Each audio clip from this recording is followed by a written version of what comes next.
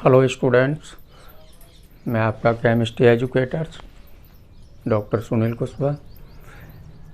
आज की जो क्लास है बेटा वो 11th वाले बच्चों के लिए है और 11th में बेटा चैप्टर चल रहा है some basic concept of chemistry.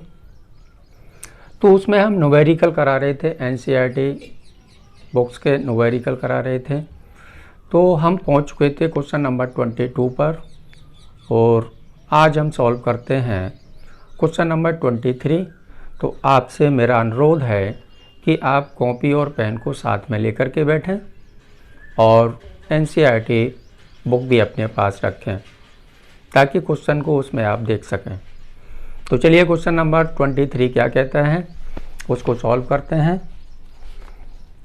Question कह रहा है 23 में बेटा, in a reaction A plus B2, in a reaction A plus B2 arrow AB2 identify the limiting reagent if any in the following reaction mixtures: 300 atoms of A plus 200 molecules of B, 2 moles A plus 3 moles B, और third part में कह रहा है 100 atoms of A plus 100 molecules of B। ये बेटा question number दिया हुआ है पेज नंबर 27 पर एनसीईआरटी बुक में। क्वेश्चन नंबर है 23। फोर्थ में कह रहा है बेटा 5 मोल रिएक्ट करता है 2.5 मोल वी से। फिर है बेटा फिफ्थ में 2.5 मोल ए है और प्लस 5 मोल बी है। इसमें हमें लिमिटिंग रिएजेंट आइडेंटिफाई करना है। तो चलिए क्वेश्चन नंबर 23, क्वेश्चन नंबर 23 का first part 300 atoms of A plus 200 molecules of B, molecules of B.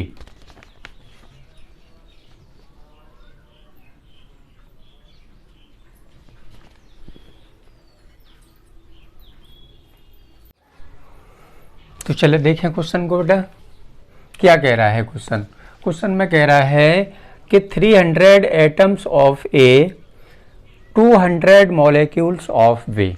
तो मीन्स क्या हो गया यहाँ पर, इसका मीन्स ये हो गया कि 200 मॉलिक्यूल्स बी के 200 मॉलिक्यूल्स ए के 200 एटम के साथ में रिएक्ट होते हैं।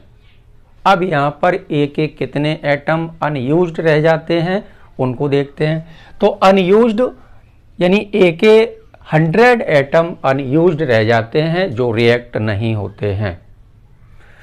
तो यहाँ पर लिमिटिंग रिएजेंट क्या होगा देखें आप, थोड़ा सा लिख देते हैं हम यहाँ पर। तो यहाँ पर 200 एटम बेटा 200 एटम्स ऑफ ए ये रिएक्ट होता है 200 मॉलिक्यूल्स ऑफ बी के साथ में। अब यहाँ पर 100 एटम्स हैं, 100 एटम्स बेटा अनयूज्ड रह जाते हैं, अनयूज्ड रह जाते हैं ए के 100 एटम जो रिएक्ट नहीं होते हैं, अनयूज्ड रह जाते हैं वो। तो यहाँ पर जो लिमिटिंग रिएजेंट होगा वो क्या होगा, 200 मॉलिक्यूल्स ऑफ बी। तो आंसर में आप यहाँ पर लिख सकते हैं लिमिटिंग रिएजेंट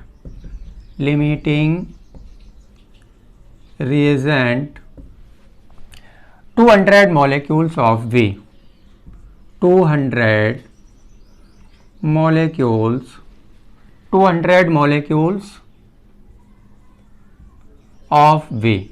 ये है बेटा आपका लिमिटिंग रिएजेंट, ये आंसर हो चुका है। यहां पर देखें आप 2 मोल ऑफ ए के बेटा 2 मोल हैं और बी के बेटा 3 मोल है। तो ए के 2 मोल बी के 2 मोल के साथ में रिएक्ट होंगे। तो यहां पर बी के कितने मोल अनयूज्ड रह जाएंगे जिनका यूज नहीं होना है 1 मोल। तो यहाँ पर लिमिटिंग रिएजेंट क्या होगा, यहाँ पर 2 मोल्स होगा बेटा। आंसर में आप लिख सकते हैं लिमिटिंग रिएजेंट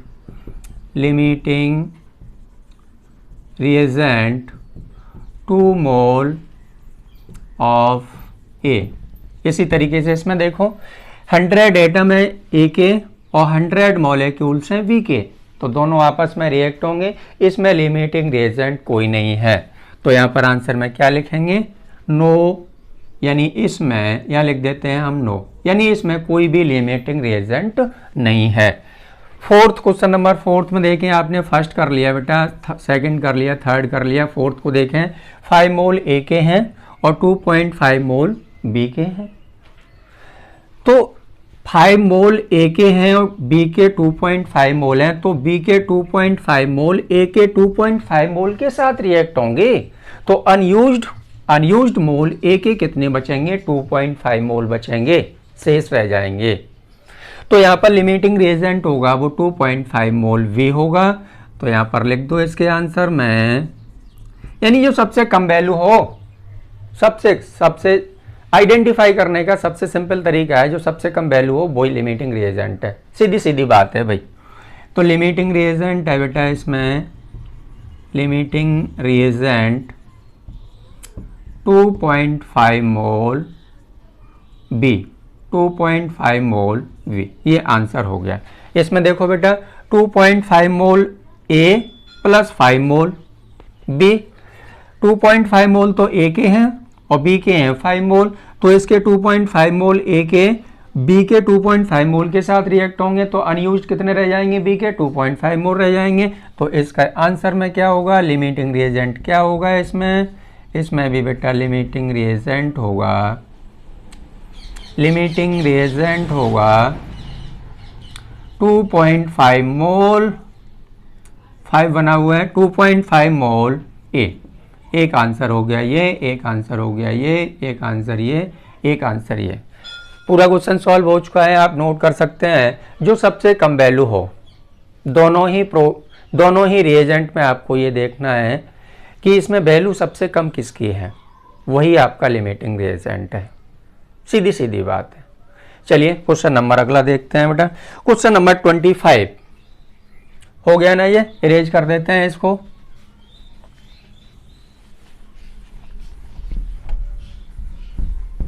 क्वेश्चन नंबर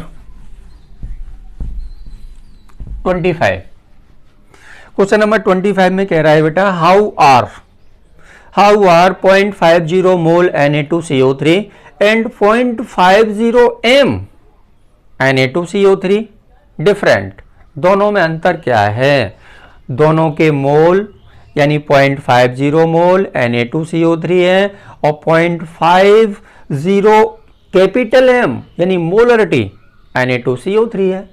दोनों में ही Na2CO3 है, लेकिन दोनों में डिफरेंट क्या, यानी दोनों में अंतर क्या है, डिफरेंस क्या है दोनों में, ये बताना है आपको।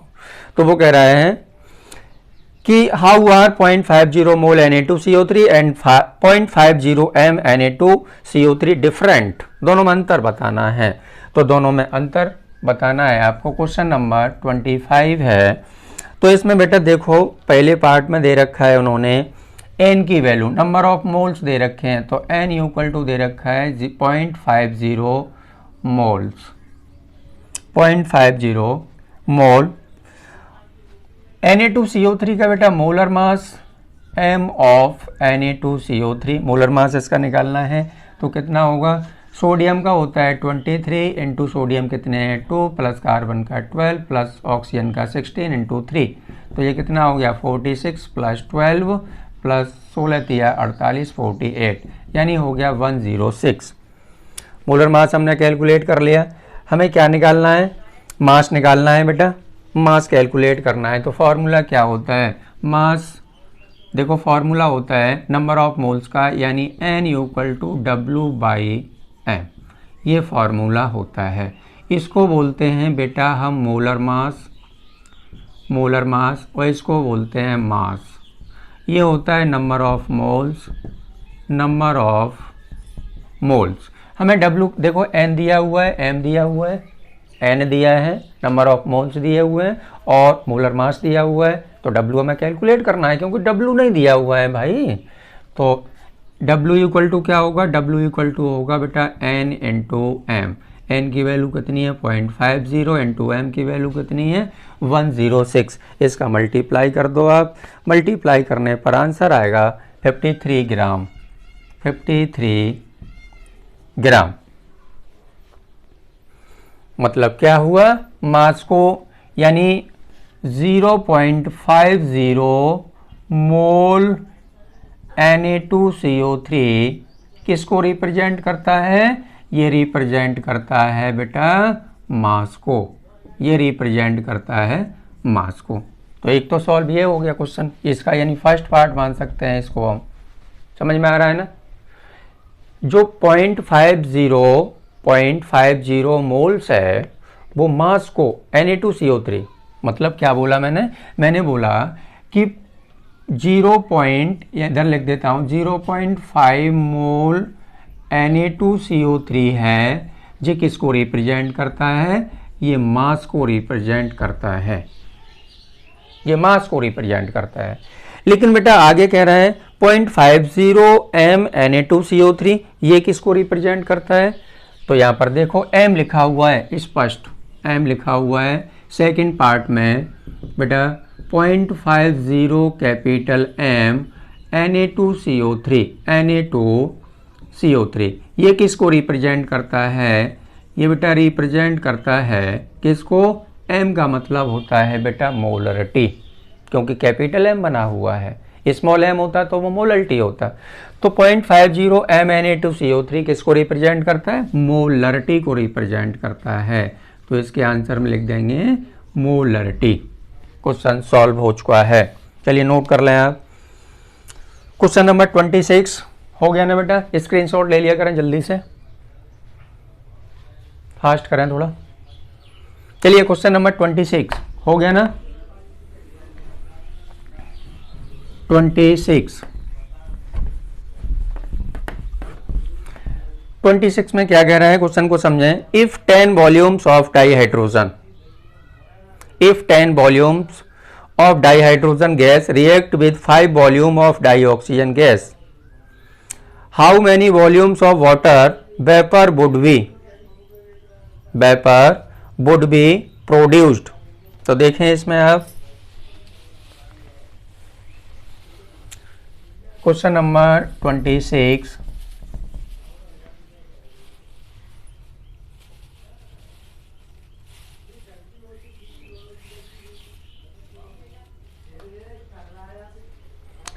2H2 plus O2 arrow 2H2O। Now 2 volume, now 2 volume of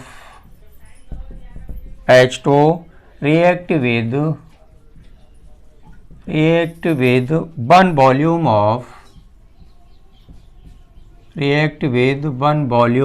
of oxygen यानी dioxygen to produce 2 volume of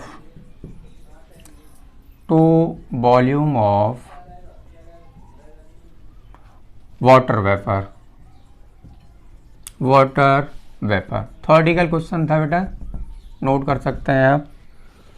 question number 27 इसके बाद थ्योरेटिकल क्वेश्चन है, यानी 2 मोल ऑक्सीजन के बेटा 2 वॉल्यूम है हाइड्रोजन के और 1 वॉल्यूम है ऑक्सीजन का। तो ये यानी ऐसे भी कह सकते हैं कि 2 मोल, यानी इसको हम ऐसे भी कह सकते हैं 2 मोल हाइड्रोजन 1 मोल ऑक्सीजन मिलके आपस में बनाते हैं 2 मोल H2O वेपर बनाते हैं, 2 मोल्स H2O वेपर बनाते हैं।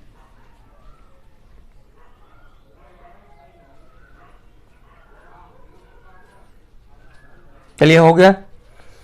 क्वेश्चन नंबर 27 देखते हैं जी। Convert the following into basic unit, convert the following 27, convert the following into basic unit. Question को मैं नोट किए देता हूं। क्वेश्चन नंबर 27 है कन्वर्ट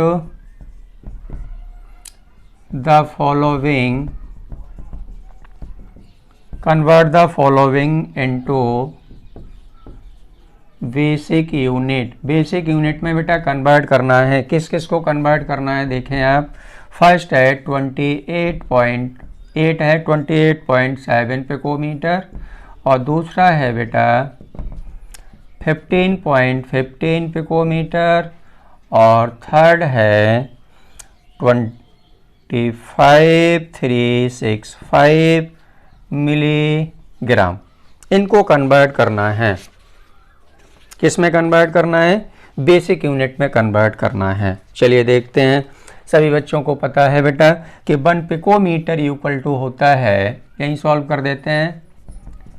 1 पिको दिख रहा है ना, 1 पिकोमीटर होता है 10⁻⁻12 मीटर के। 1 पिकोमीटर में इतने मीटर होते हैं, 1 मीटर में इतने मीटर होते हैं। तो हमें किसको कन्वर्ट करना है, 28.7 पिकोमीटर को मीटर में कन्वर्ट करना है। तो इसका बेटा इसमें मल्टीप्लाई कर दो, सीधा सीधा काम है ये तो इक्वल टू 28.7 इंटू 10⁻⁻12 मीटर। अब देखो पॉइंट को इधर लेके आएंगे तो यहाँ से एक निगेटिव पावर है वो डिक्रीज हो जाएगी, तो आंसर क्या होगा 2.87 इंटू 10⁻⁻11 मीटर। यही आंसर है। ऐसे सेम टू सेम इसको करना है, तो यहाँ पर क्या लिखना है 1 पिकोमीटर इक्वल टू 10⁻12 मीटर। अब इसको हमें कन्वर्ट करना है मीटर में बेटा, तो क्या करना है, तो 50 इक्वल टू 15.15 इंटू 10⁻12 मीटर। अब इस पॉइंट को इधर लेके आएंगे तो एक पावर डिक्रीज हो जाएगी, तो 1.515 इंटू 10⁻11 मीटर। एक आंसर हो गया बेटा ये। यानी पिकोमीटर को हमें मीटर में कन्वर्ट करना था जी, पिकोमीटर को मीटर में कन्वर्ट करना है। तो दोनों क्वेश्चन सॉल्व हो गए। थर्ड क्वेश्चन देखते हैं बेटा। 25,365 मिलीग्राम, इसको किलोग्राम में, मिलीग्राम को किलोग्राम में कन्वर्ट करना है। तो देखें यही सॉल्व कर देते हैं इसको। तो 1 मिलीग्राम होता है बेटा 10⁻³ ग्राम के। 1 मिलीग्राम में यानी 1 मिलीग्राम में 10⁻³ ग्राम होते हैं। तो क्या करना है, इसको ग्राम में पहले कन्वर्ट कर लो फिर किलोग्राम में। तो equal to 25,365 milligram equal to 2.5। इसको ऐसे भी लिख सकते हैं, पॉइंट को जैसे डिजिट में कहीं पॉइंट नहीं होता है तो लास्ट में होता है, तो 1 2 3 4 यानी 4 डिजिट के बाद में पॉइंट लगाएंगे तो पावर आ जाएंगी प्लस की 4। तो 2.5365 इंटू 10⁻⁻4। अब इसको हमें किस में कन्वर्ट करना है, ग्राम में कन्वर्ट करना है। तो ग्राम में कन्वर्ट करने के लिए बेटा 10⁻³ का मल्टीप्लाई करेंगे, तो -3 का मल्टीप्लाई हो गया। तो मिलीग्राम था वो मेरा ग्राम में कन्वर्ट हो गया। अब ग्राम को हमें किलोग्राम में कन्वर्ट करना है। 1 ग्राम में ध्यान दें आप, 1 ग्राम जो होता है वो 10⁻³ किलोग्राम के होता है। अब इसको बेटा सॉल्व और कर लें तो क्या मिलेगा हमें, देखो ये प्लस की 4 है, माइनस की कितनी है, माइनस की कितनी है 3 है। तो इसको क्या करेंगे, देखो 2.5, यहाँ पर पावर प्लस की 1 बचेगी, 2.5365 इंटू 10⁻⁻1 ग्राम। अब इस वैल्यू में हमें क्या करना है, 1 ग्राम इक्वल टू होता है 10⁻³ किलोग्राम के। तो इसका इसमें मल्टीप्लाई करना है जी। तो क्या मिलेगा हमें, देखो ये वैल्यू याद रखें आप, 1 ग्राम होता है वो 10⁻³ किलोग्राम के होता है, 3 kg के होता है, किलोग्राम के होता है। तो इसी में मल्टीप्लाई कर देते हैं बेटा। तो इक्वल टू 2.5365 दिख रहा है ना, इंटू 10⁻⁻ कितना 1 इंटू 10⁻⁻3। तो इसको -3 ज़्यादा है पावर, प्लस के 1 कम है, तो माइनस कर दो। तो इधर लिख देते हैं, दिख नहीं रहा होगा, चलिए यहाँ लिख देते हैं। तो इक्वल टू क्या होगा 2.5365 इंटू 10⁻⁻² किलोग्राम। ये आंसर हो चुका है किलोग्राम। चलिए नीचे देख नहीं रहा है तो इसको इस चीज़ को मैं ऊपर लिख देता हूँ बेटा, यानी मैंने लिखा है 2.5365 इंटू 10⁻1 इंटू 10⁻³ किलोग्राम। अब इस -3 में से प्लस के 1 माइनस कर दो तो क्या मिलेगा मुझे 2.5365 इंटू 10⁻² किलोग्राम। एक आंसर हो चुका है आपका ये। चलिए नोट कर लें आप, क्वेश्चन कंप्लीट हो चुका है। इसके बाद क्वेश्चन नंबर बेटा 28। क्वेश्चन नंबर 28 बहुत ही जबरदस्त क्वेश्चन है, कुछ इसमें फॉर्मूले में बताने जा रहा हूं। क्वेश्चन नंबर 28 जल्दी करें, हो गया ना? चलिए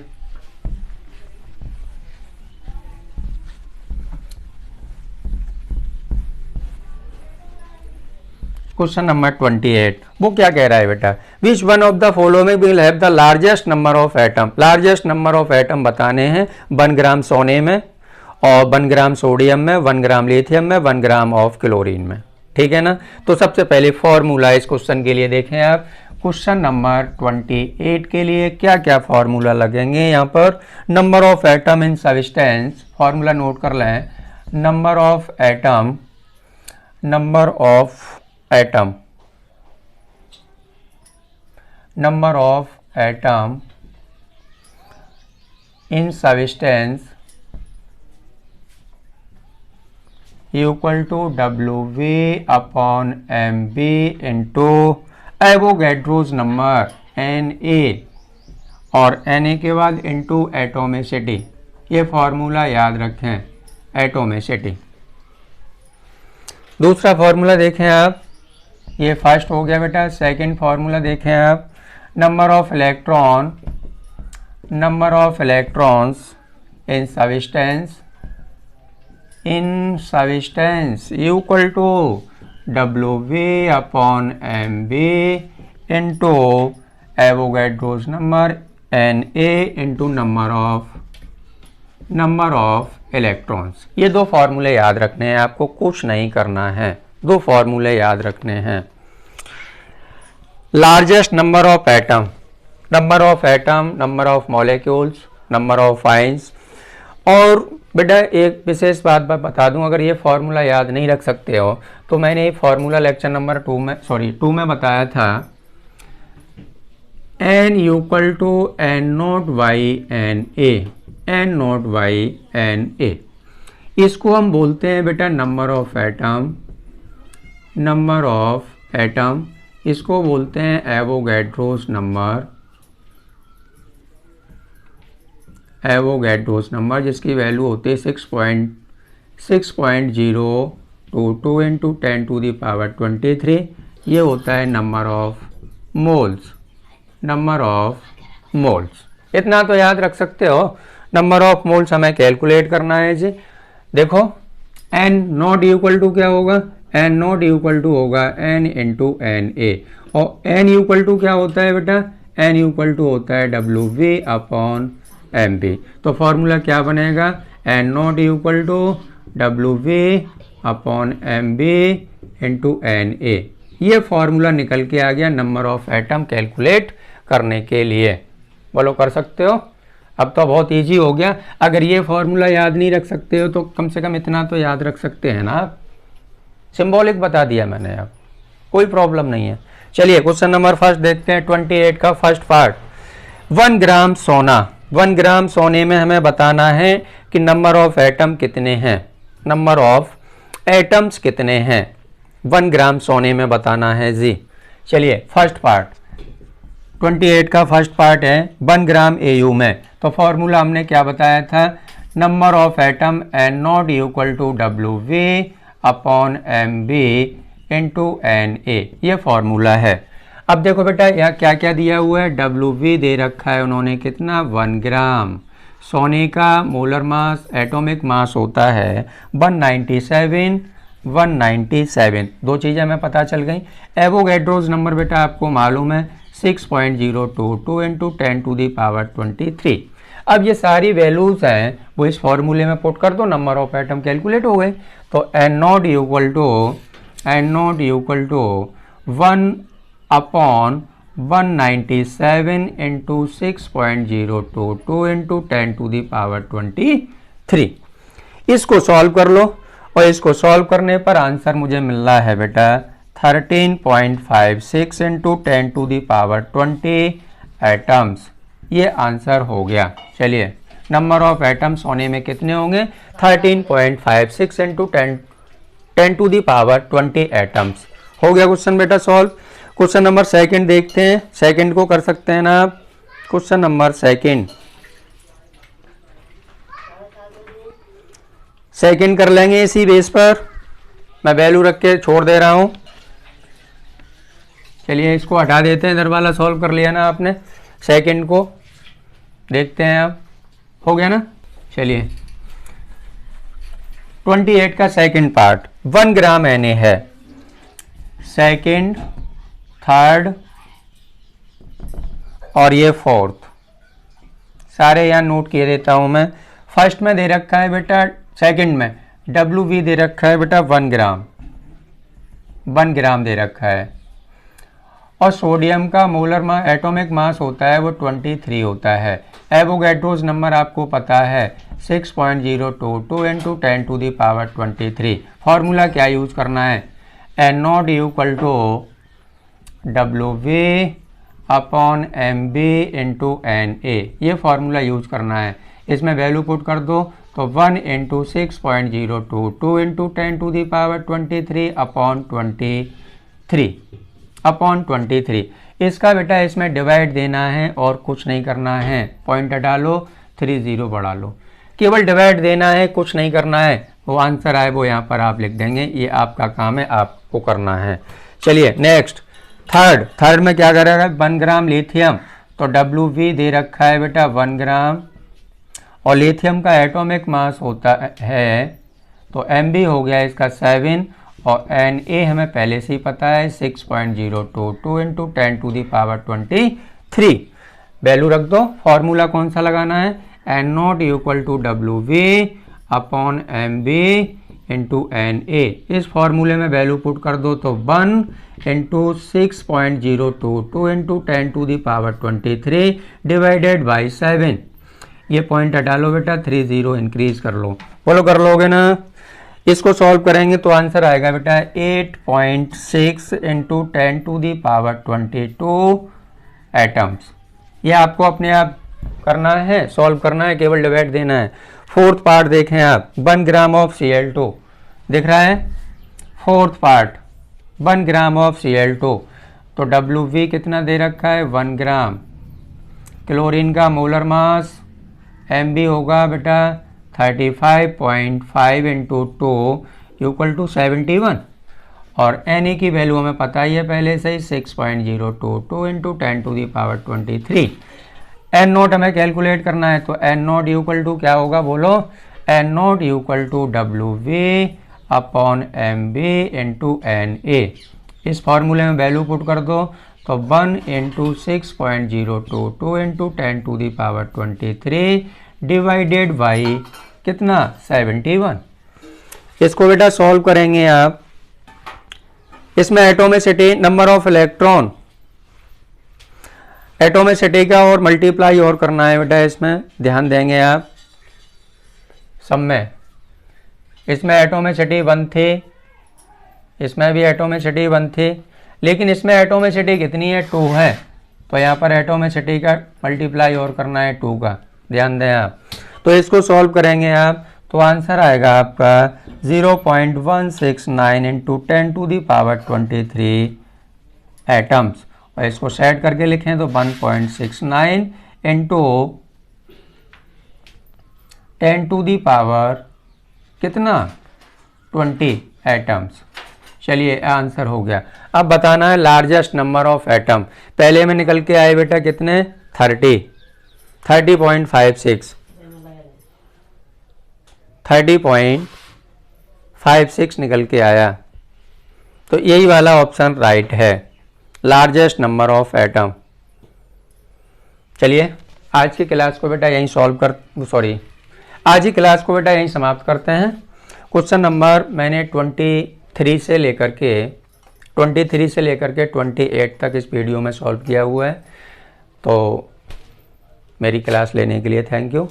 नेक्स्ट वीडियो में मिलते हैं। आपको बेटा चैनल को सब्सक्राइब कर लें ताकि मेरे द्वारा जो बनाई हुई वीडियो हैं इसी टाइप के जो इजी वे में न्यूमेरिकल्स हैं वो उनकी सूचना आप तक समय से पहुंचती रहे। Thank you.